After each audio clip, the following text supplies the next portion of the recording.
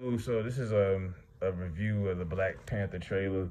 Um, and first of all, rest in peace, Chadwick Boseman. A lot of people are gonna they're not gonna want any criticism about this because Chadwick died recently, and I get that it was a tragic death. He wasn't even around 2 whole years after that movie came out, and this has nothing to do with that. I'm just reacting to the trailer. It looks good. It looks good. Marvel, let me say, MCU Marvel has not had that great of a year to me as a content provider. Like Doctor Strange was average to me. They to me Marvel MCU they stepped the ball up so high the last 4 or 5 years that a lot of stuff that they've done recently hasn't even been up to par. That new Thor movie looked real cartoonish. It looked like Disney, you know.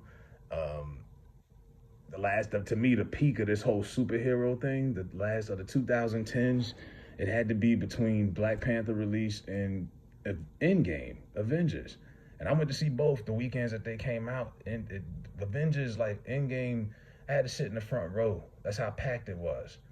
Movie was great. Everybody know that. Black Panther, same thing. I mean, people was camping out to see that. People was dressing up. Black folks was coming in dashikis to the movie theater. People was coming there dressed like King Javi from Coming to America. Like it was serious.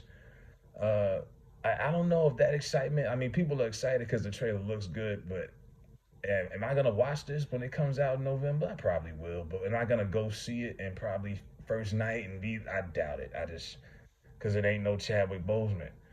And it's nothing against Lupita, but it's like back in the day when people went to see Superman, they went to see Christopher Reeves, not the chick that was playing Lois Lane. I just I don't know if that excitement is still gonna hold over in 6 months or whatever. But it looks like uh, the women will be dominating in this movie. And that's why I says this feminist thing. Angela Bassett's back; she's doing her thing. Lupita, of course, the chick from the last movie, the bald-headed chick. Even if you watch the first one, there was scenes when the black women in there was kicking ass and taking names. They was holding it down more than some of the fellas, really. And it was the guys looking, looking on the sidelines. And I'm like, I have no problem with black women being portrayed as warriors, as strong women on film and television. But where's the balance? Because it seems like it's more of that than it is black men being portrayed in that same sense. That's the issue I got. When the balance is just completely upside down. And we on the sidelines looking at them and they looking like the monsters.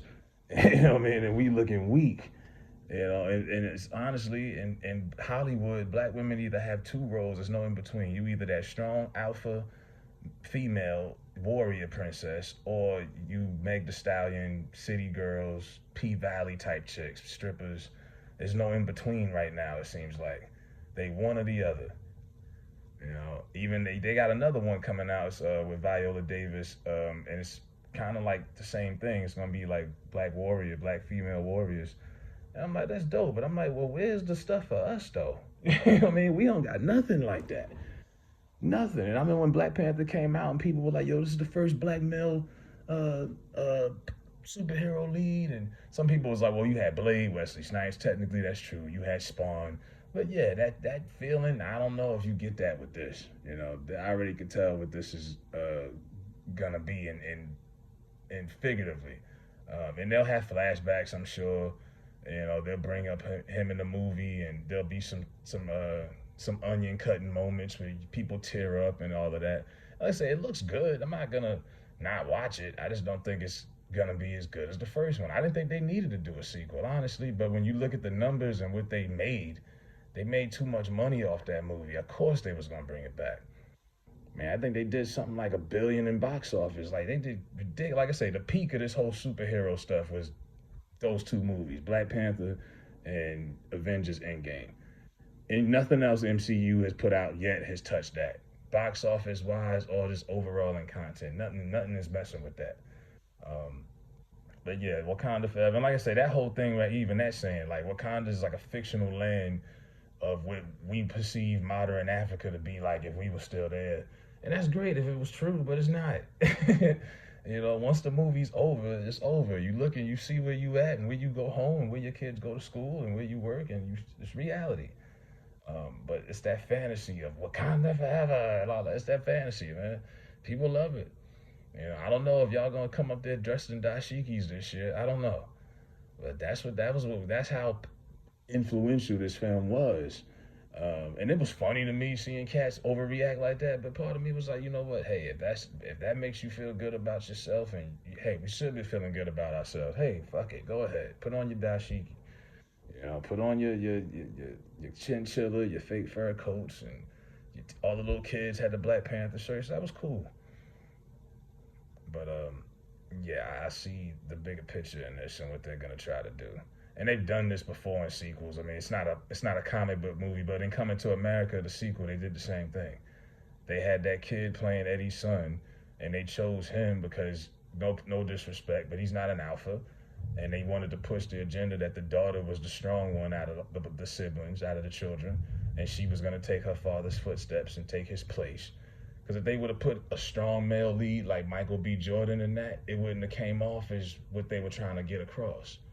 So I mean, they had a scene in there where Leslie Jones was getting head in the hot tub, which is the opposite of what Eddie had happen to him in the original. So I mean, they've done these movies where, I mean, Captain Marvel, they've done stuff like this before.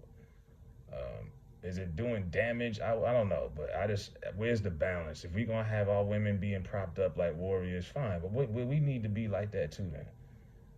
Because I'm tired of us looking weak and everybody looking at us like we just some punks. Then our women's looking like the monsters out here.